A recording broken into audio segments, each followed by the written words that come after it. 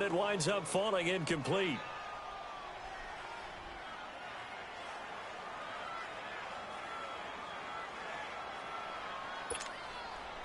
The Rams on third down. They've had their troubles. Just 1 for 6. This is 3rd and 9. All right, here we go. Here's Moore.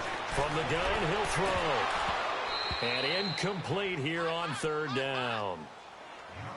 Sometimes it's just not your day. Here's another failure right there on 3rd down.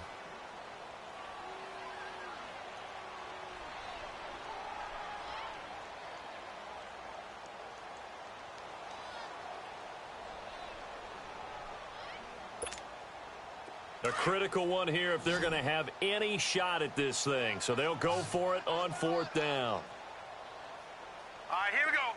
Green, sir. As expected, they're going for it to keep the drive alive. And now here is another interception. Picked off by the linebacker, Zach Brown. And they take possession of the football and have it at the 36-yard line. So from the 36 now, 1st and 10.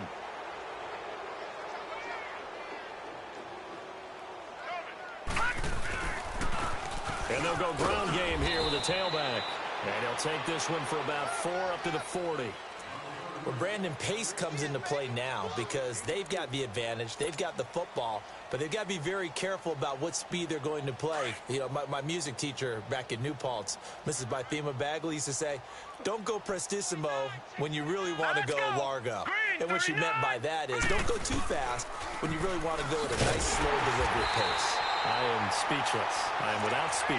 And he is met quickly in the backfield. Down he goes, folded like a lawn chair. The Packers on 3rd down, 2 for 5 to this point. This is 3rd and 7. Here's Rudolph. Now they set up the screen. That's complete. And he'll be taken down, but not before he works it past the 50. It's a pickup of 15 and a fresh set of downs. Let's give a little credit there. The offensive play caller sensed that the screen pass was available. Whenever you're getting a lot of heavy pressure towards your quarterback, that's when you're thinking about running the screen and using that pressure against the defense. And it worked very well there for a 1st down. And on the ground they go with the running back. And he's going to be met at about the 43. Corey Liggett makes the stop. Bottom line, they want to keep this clock rolling, so they'll take that one right there. They just want to keep falling forward, and they want to put the onus on the big fellas up front in order to bring this one home. Set. Blue 90. Blue 90. And they'll run it here. And past the 35, he'll be dropped a yard or 2 shy of the 30. A nice pick up there, 10 yards, and it'll move the sticks. He's still rumbling, isn't he? Still looking fresh in this one despite the heavy workload. But you and I both know, well-conditioned, and he did tell us that he thrives on being at his peak late in ball games.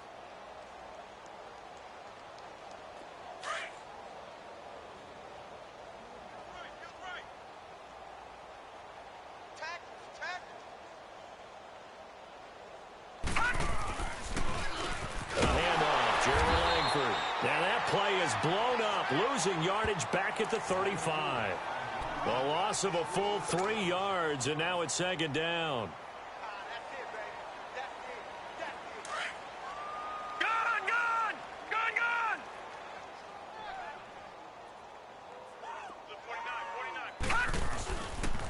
And they'll go with the ground attack here. And able to break 1 tackle, but then quickly brought down. Brooks Reed with a tackle.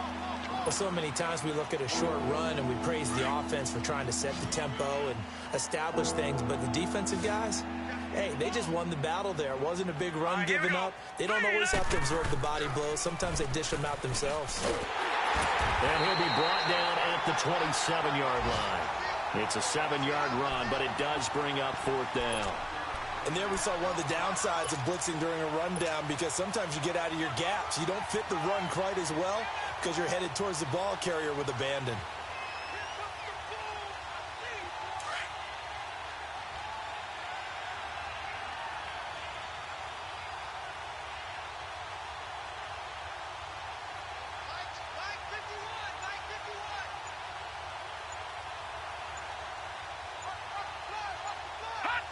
And on fourth down, they come up and take the knee.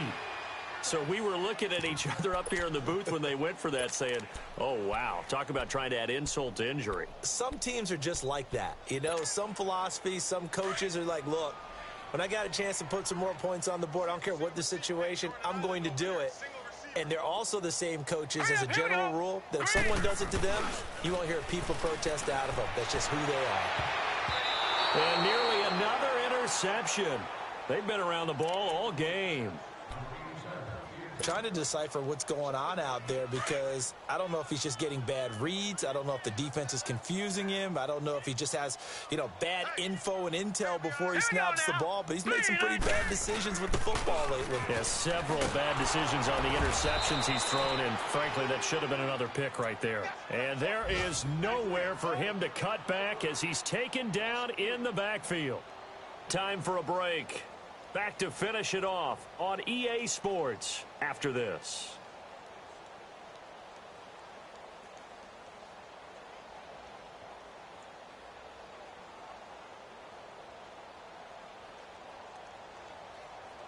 The Rams on third down. It's been a problem. Just 1 for 7 thus far. This is going to be 3rd and 13. Here we go now. 3-19. 3-19.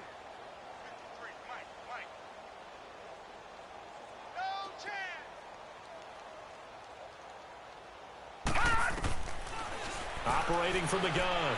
Moore. And he's going to find his man out of the backfield. That's complete. And he's able to get out to the 32, brought down there. 6 yards on the pickup, and that's going to bring up a 4th down.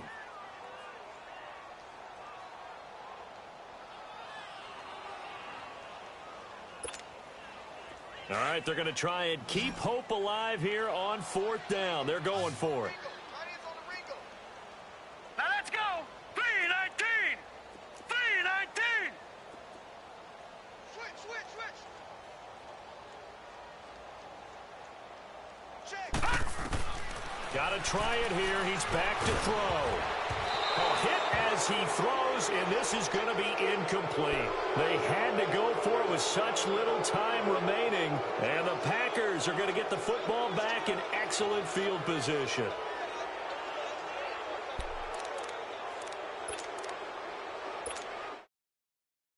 Two now. Here's 1st and 10.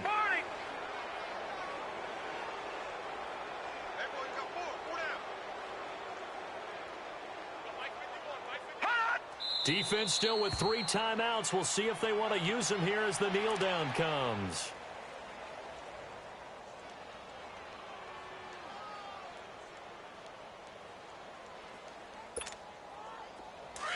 Leopard.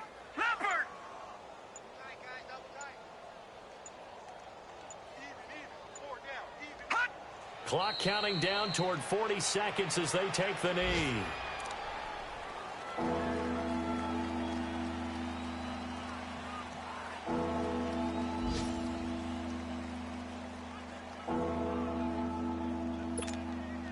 So time to start going in the other direction as they come up now 3rd and long.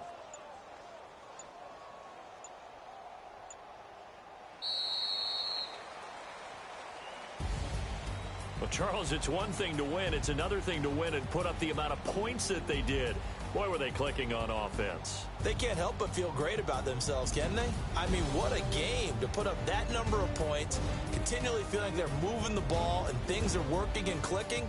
They think that they can bottle this and carry it with them. And as an offensive coordinator, you just don't think you can do anything wrong. Whatever you call, run, pass, it's all going to work. That's called being in the zone.